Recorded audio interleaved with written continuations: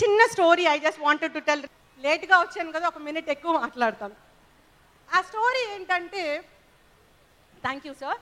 ఆ స్టోరీ ఏంటంటే, మాస్టర్ గారు నలుగురు పిల్లలకి, ఆయన పాఠశాలలో ఉన్నటువంటి పిల్లలకి, అందరికి తెలిసి ఉండొచ్చు, నాకు తెలియదు, but I like it, I just wanted to repeat it. వాళ్ళకి దోసిట్లో ఇసుకిచ్చారంట, sand. He has given a handful of sand in the hands of 4 students, and he told that ikkad nunchi ఏదో some 10 kilometers distance ఇచ్చారు, అక్కడి వరకు కూడా ఆ శాండ్ని కింద వేసుకోకుండా అక్కడికి వెళ్ళాలి, ఎవరు వెళ్తారో చూస్తానని ఒక ఛాలెంజింగ్ టాస్క్ గురువు గారు ఇచ్చారు to all the 4 students they. అందులో మొదటి వాడు జాగ్రత్తగా పట్టుకున్నాడు. టీచర్ గారు చెప్పారు కదా, ఏదో అర్థం ఉంటుంది, చెప్పారు కాబట్టి నేను పాటించాలని చెప్పి చాలా జాగ్రత్తగా దోసిట్లో ఆ శాండ్ని తీసుకొని వెళ్ళాడు. వెనక వాడు, మాస్టర్ గారు ముందున్నారు కదా, నన్ను ఎక్కడ చూస్తారులే, అక్కడికి వెళ్ళేటప్పుడు ఇది ఉంటుందా లేదా అని కొంచెం ఆ హ్యాండ్కి చిన్న హోల్ ఉంది, అది కింద శాండ్ పడుతూనే ఉంది. థర్డ్ పర్సన్ అనుకున్నాడు, అసలు నేను కనిపించడం ఇంపాసిబుల్ మాస్టర్ గారికి అని. వాడేం చేశాడు, 2 చేతులు పట్టుకోవడానికి చేయి నొప్పిగా ఉండి ఒక చేతిలో శాండ్ తీసుకొని మిగతాది కింద పోసి ఒక చేయి చక్కగా జేబులో పెట్టుకొని హ్యాపీగా వెళ్తున్నాడు. మూడో వాడు ఒక చేతితో పట్టుకున్నాడు, నేను ఇంకా కనపడడానికి అసలు అవకాశమే లేదని మొత్తం వదిలేసి జేబులో చేతులు పెట్టుకొని హ్యాపీగా పాటలు పాడుకుంటూ వెళ్ళాడు. They have crossed all the 10 kilometers which there master has taken. అక్కడికి వెళ్ళిన తర్వాత చూస్తే మొదటి వాడి చేతుల్లో ఉన్న మట్టి మొత్తం బంగారు నాణాలుగా అయిపోయినాయి అంట, గురువు మాట విన్నాడు కాబట్టి. రెండో వాడి చేతిలో ఒక్క చేతిలోనే శాండ్ ఉంది కాబట్టి ఒక్క చేతిలో మాత్రమే బంగారు నాణాలు ఉన్నాయి. మూడో వాడి చేతిలో ఏమీ లేవు, అంటే మీకు కొంచెము, 4వ వాడి చేతిలో ఏమీ లేవు. అప్పుడు అనుకున్నాడంట, అరే నేను గురువు గారి మాట వినుంటే నాకు కూడా బంగారు నాణాలు వచ్చేవి కదా అని.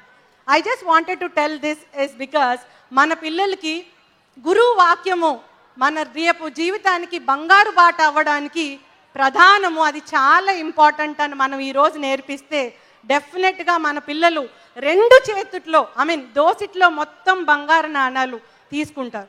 ఆ బంగారు నాణాలు అంటే డబ్బులు మాత్రమే కాదు, వినయం, విధేయత, conduct, character, everything which makes him to stand as a human being in the society, which makes him to be a responsible citizen of the future nation. So I request all the proud parents here, kindly tell this story to your students, to your children, and see that me child, girl or boy, whatever, from Bhashyam school, రేపొద్దున ఇట్లానే ప్రౌడ్గా మా సిద్ధార్థ్ లాగా వచ్చి ఒక గెస్ట్గా వచ్చి he has to tell that I have gone to so and so places just because of all the values which are taught by Bhashyam school అని మీ పిల్లలు కూడా 2 చేతుల్లో ఆ conduct, character and responsible citizen అనిపించుకునేటటువంటి 2 చేతుల్లో దోసెట్లో బంగారు నాణాలు ఉండాలని చెప్పి మనస్ఫూర్తిగా కోరుకుంటున్నాను.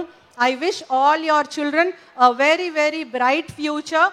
భగవంతుడు ఆయురారోగ్య ఐశ్వర్యాలను పిల్లలందరికీ ప్రసాదించాలని, వారికి ఫ్యూచర్లో goal clarity, role clarity. Goal clarity అంటే అసలు నా గోల్ ఏంటి, ఫ్యూచర్లో నేను ఏం అవ్వాలనుకున్నాను అని ఎవరినన్నా పిల్లల్ని అడిగితే ఐఏఎస్ అవ్వాలి, ఐపీఎస్ అవ్వాలి, డాక్టర్ అవ్వాలి, ఇంజనీర్ అవ్వాలి, టీచర్ అవ్వాలి, లాయర్ అవ్వాలి. This is not the goal. I feel I'm not imposing my ideas on you, but I have seen sufficient life in the police department. నేను ఈ పోలీస్ డిపార్ట్మెంట్లో 8 సంవత్సరాలు లేడీ ఆఫీసర్గా నేర్చుకున్న పాఠాలు, తల్లిగా నేర్చుకున్న పాఠాలు, డిపార్ట్మెంట్కి వచ్చేటప్పటికే నేను 2 పిల్లల తల్లిగా నేను నేర్చుకున్న పాఠాలు, ఆ సారాంశం మీకు చెప్తున్నాను. రోల్ క్లారిటీ అంటే ఏంటి, గోల్ క్లారిటీ అంటే ఏంటి, 2 minutesలో షేర్ చేసుకొని I will close it. I told you about goal clarity. When we ask children, they tell about all those goals. I feel those are not the goals. Those are the routes to achieve your goal. And what should be your goal? Mana goal entante, the society has given us wonderful opportunities. Parents, family has given us wonderful opportunity. Nenu ఆడపిల్లని మా parents మంచి చదువు చదివించారు, మంచి స్కూల్లో చదివించారు, అద్భుతమైన అవకాశం. భగవంతుడు అటువంటి మంచి తల్లిదండ్రులకి కూతురుగా పుట్టించేటటువంటి అవకాశాన్ని నాకు ఇచ్చాడు, అదృష్టవంతురాల్ని. సమాజం లేడీకి అవకాశం ఇవ్వాలి అని చెప్పి నాకు ఇంత స్థానానికి రీచ్ అయ్యేటటువంటి అవకాశాన్ని ప్రభుత్వం కానీ సమాజం కానీ ఇచ్చింది అవకాశం. ఈ అవకాశాలన్నీ సద్వినియోగపరుచుకొని నేను ఆ సొసైటీకి ఏ విధంగా రీపే బ్యాక్ చేయగలను, ఏ విధంగా I can repay back to the society అని తెలుసుకోవడమే గోల్.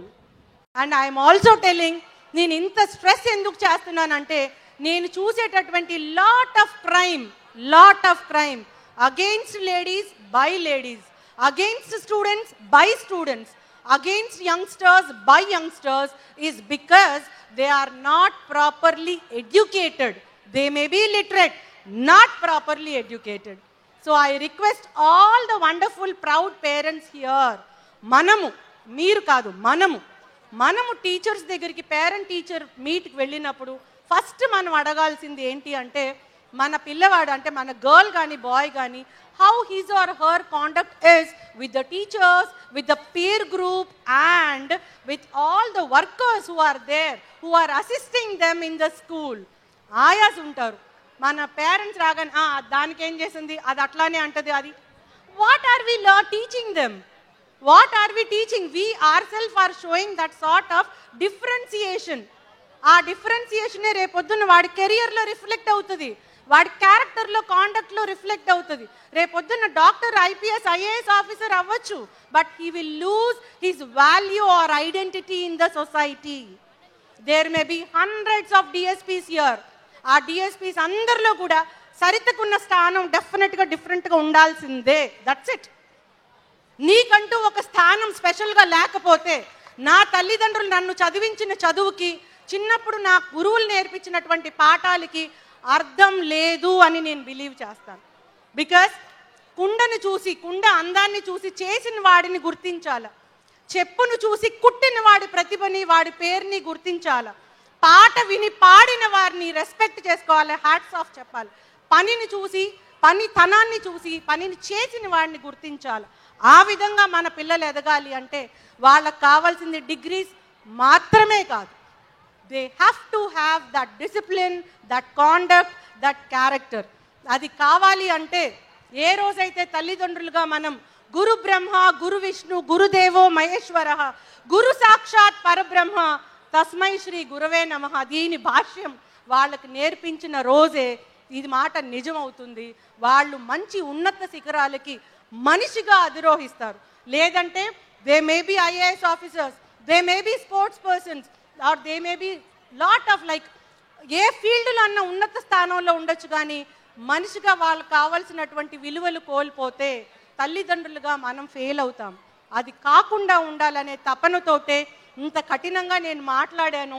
దయచేసి if at all I hurt anyone's feelings, kindly don't misunderstand me. Another thing which I wanted to share is